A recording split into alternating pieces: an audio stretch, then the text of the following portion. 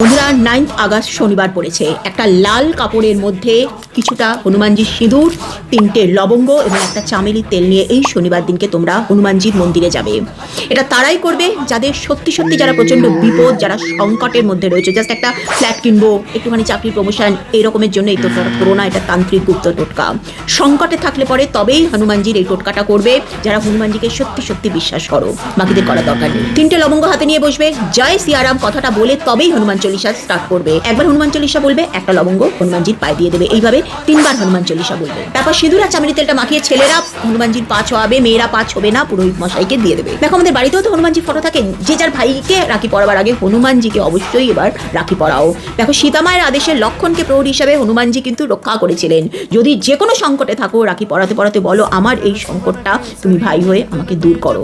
নিজেকে সমর্পণ করে দেখো, হনুমানজি সাড়া দেবে না, এরকম কিন্তু হয় না। আমাকে একটু প্লিজ কমেন্ট করে জানিও যে তোমরা কি হনুমানজিকে বিশ্বাস করো, হ্যাঁ কি না।